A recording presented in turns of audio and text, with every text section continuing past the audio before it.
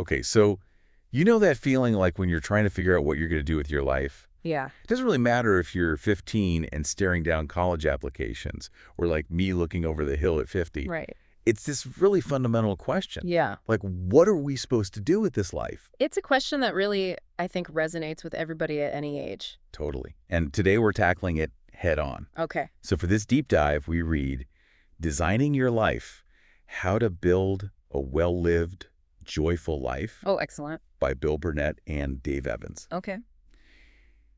And the big takeaway is that life isn't just something that happens to you. Yeah. It's something you can actually design. You have agency. You have so much agency. Yeah. And like for our listeners who really want to like get the knowledge and get it quick and get it in depth, Right. this book really gives you a methodology to actually like take control and apply these principles. Totally. Yeah, it's much more practical than theoretical. Yeah. So the authors are really interesting. Bill Burnett is the executive director of the design program at Stanford. Wow, impressive. He spent years at Apple, Oh, cool. and he designed award-winning laptops. Nice. Get this. What? He designed the Hin. And laptops. Wow, that's a very specific area of expertise. Yeah. And then he also has some toy industry experience, Oh, fun. like Star Wars toys. Oh, very cool. Yeah. And then there's Dave Evans, and his path was a little more meandering. Oh, So okay. he started as a biology major, Mm-hmm. didn't really work out for him, Okay. ended up going into mechanical engineering. Oh, wow. A big shift. Yeah, and then he had a long career in high tech, Okay. including at Apple, where he worked on the original mouse Oh, wow. and laser printer. The original laser printer. Wow. Yeah, and then he also co-founded Electronic Arts. Okay, so they both have Apple in their backgrounds. That's interesting. Yeah, so they ended up with this really popular course at Stanford. Cool. And what we really want to do today is extract the core principles from the book. Like, how can we apply design thinking Right. the same way that we might use it to design a really good user interface or some kind of revolutionary gadget? Mm-hmm. How can we apply that to the problem of designing our life? Right, because it's a big problem with no easy answers. And they actually call it a wicked problem. Which I love wicked It's problems. so cool. I know, and it's not like evil or anything like that. Right. Wicked problems in design thinking are those problems where there's no single solution and all the factors are kind of interconnected and jumbled up. Yeah, and I mean, what's more wicked in a way than trying to figure out what to do with your one precious life? Totally. Yeah. So they start off by saying a lot of us are held back by dysfunctional beliefs Oh, okay. about life and career. Like what kind of beliefs are we talking about? So one of the big ones is this idea that what you major in is what you're going to do for the rest of your life. Oh, yeah. Right. You hear that a lot. Yeah, I feel like I'm still dealing with the ramifications of that one. totally. And they actually point out that 73% of college graduates Wow. end up working in a field totally unrelated to their major. Okay, so most people don't actually follow that path. Yeah, so that kind of like frees you up, right? Yeah, it takes the pressure off. Totally. Yeah. So another big dysfunctional belief is this idea that success leads to happiness. Oh, yeah. You achieve X, Y, and Z, and then you're going to be happy. Yeah. And I mean, how many people do we all know who have kind of like ticked all the boxes, Right. but they still don't feel fulfilled? Yeah, exactly. And so the authors say, no, no, no. It's not about achieving some external definition of success. Okay. It's about designing a life that really worked for you. Right. That's aligned with what you want. Totally. And then there's the big one. It's too late to make a change. Oh, yeah. You know, and I think a lot of people feel that way, They do. especially as we get older. Yeah. But they're really adamant that it's never too late to start applying these design principles. Okay, so they're very optimistic about our ability to change. Yeah. And I think that's really important, right? Because it can feel so overwhelming. Yeah. Like, I've already made all these choices. Especially if you feel like you've made the wrong choices. Right. But they're saying it's never too late. I like that. Yeah. So, okay, how do we actually start to apply these principles? What's the first step? Okay. So one of the really key things is that designers actually love problems. Oh, interesting. So they don't shy away from them. No, they actually embrace them Huh.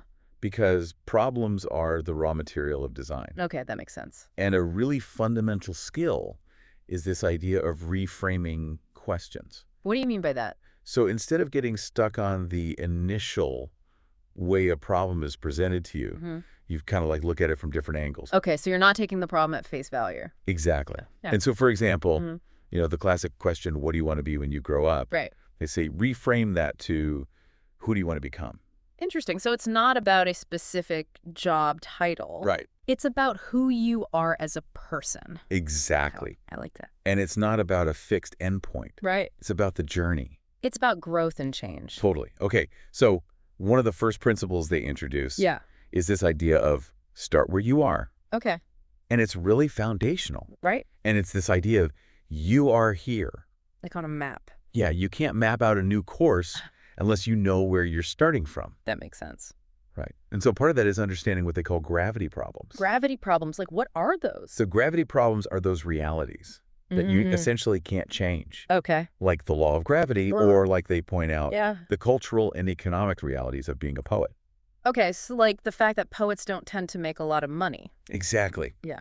And they say if you try to solve a gravity problem, you're just going to get frustrated. Right, it's like banging your head against a wall. Totally. So instead of trying to change the unchangeable, you focus on the actionable problems within that context. Okay, can you give me an example? Yeah, so like if you're struggling to bike uphill, Okay, yeah. the gravity problem is the hill. Right. You can't change the hill. No. But what you can change is maybe the weight of your bike. Okay. Or your own fitness level. Right, or your technique. Exactly. Okay, that makes sense. So they give a lot of really good examples. Like what? So one is, the low average income for poets. Right, which we were just talking about. Yeah, and they say, look, that's a near gravity problem. A near gravity problem. It's like deeply entrenched systemic issue. Okay. It's very resistant to individual effort. Right, but maybe not totally impossible to change over time. Yeah, but for your immediate life design problem, Right. you need to focus on the things you can control. Okay.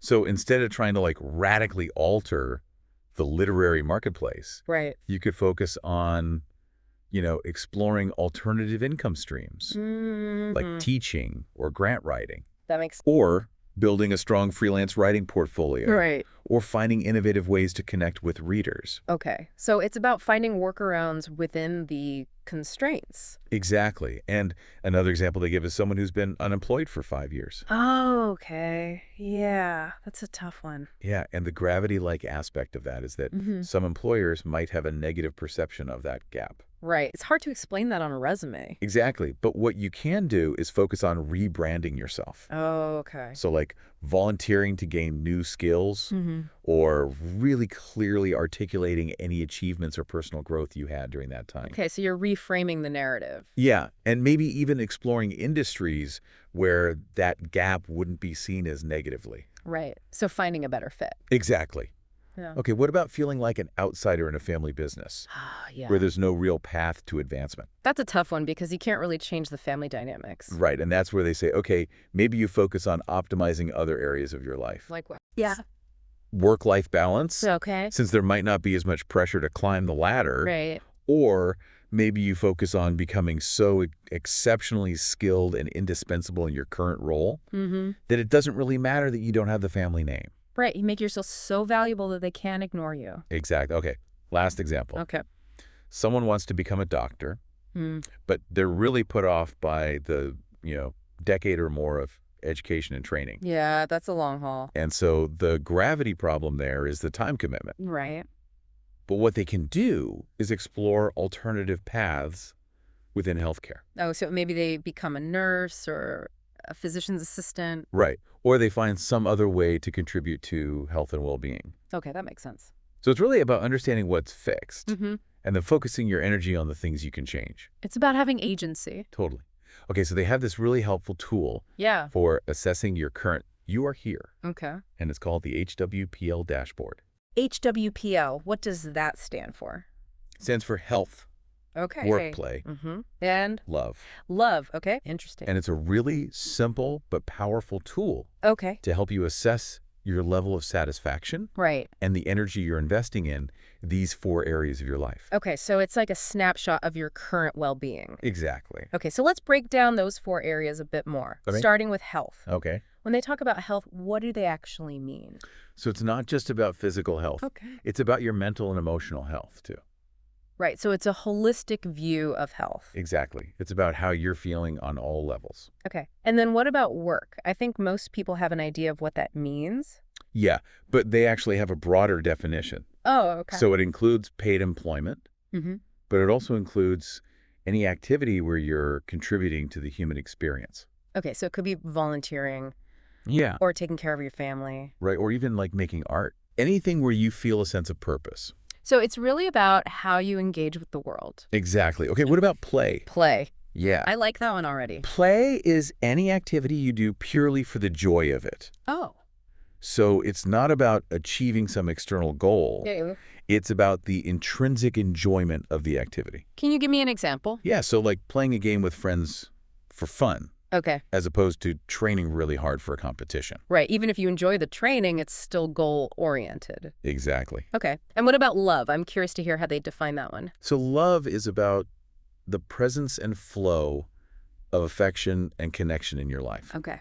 So this includes romantic relationships, Mm-hmm. family, friends, community, Yeah. and even the sense of connection you feel towards art or nature. Oh, that's beautiful. Yeah, so it's about giving and receiving love. All right. Okay, so once we kind of understand these 4 areas, Yeah. how do we actually use the dashboard? What's the goal? So the goal isn't to have perfect balance Right. across all 4 areas all the time. Because that's probably not realistic. Yeah, but it's a tool for self-assessment. Okay. So you can see where you might be depleted or where you're really energized. So you can see where you need to focus your attention. Exactly. They call those red flags. Okay, so areas that need some work. Yes, so they share an example of an entrepreneur named Fred who was working like crazy on his startup. Mm-hmm. And when he did his HWPL dashboard, Yeah.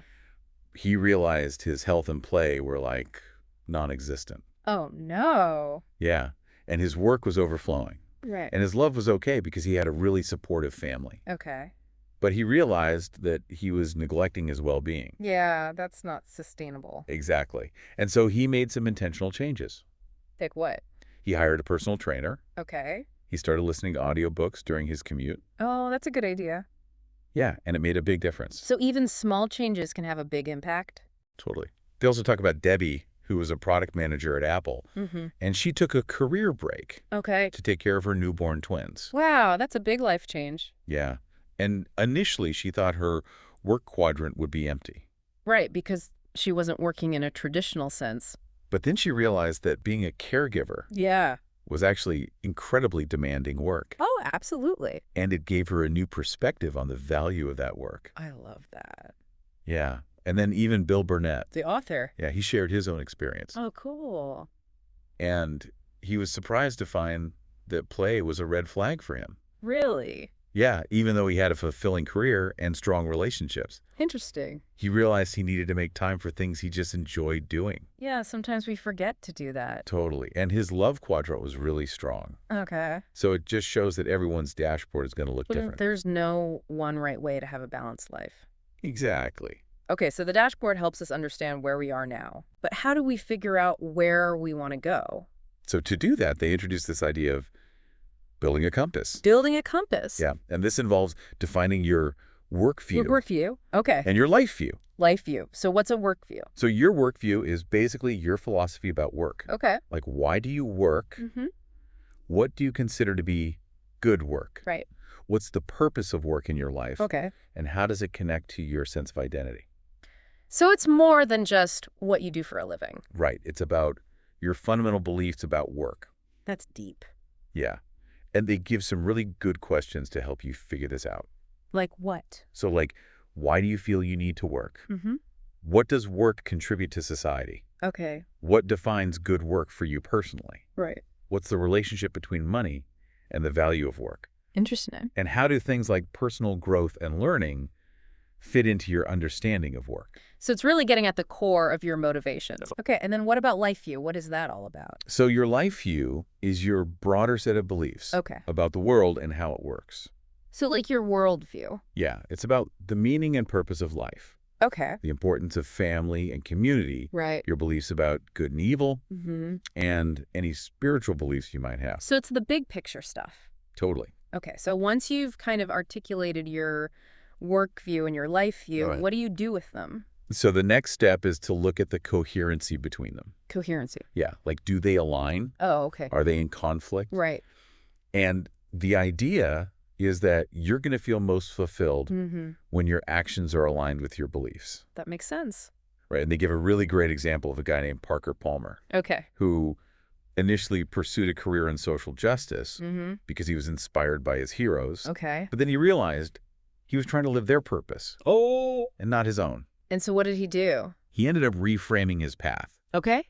And he became a writer and thought leader. Okay. Which was more in alignment with his true self. So he found a better fit. Yeah, and so the authors call this finding your true north.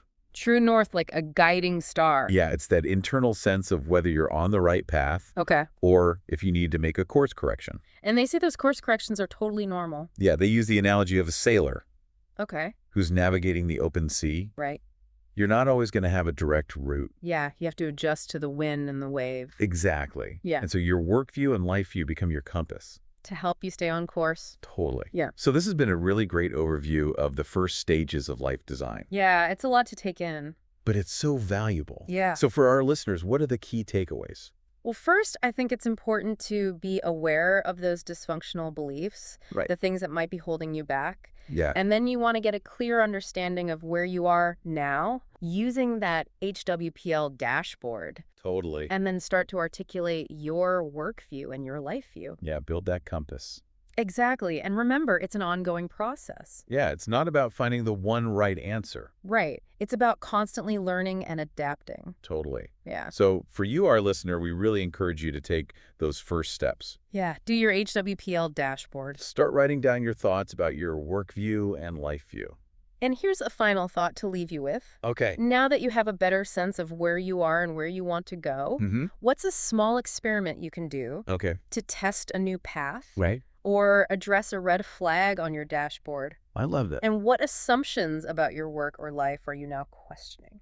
So much to think about. I know, it's exciting. Thanks so much for joining us. Yeah, this was fun. And we'll be back soon with more insights to help you design a better life. See you then. Bye. Bye.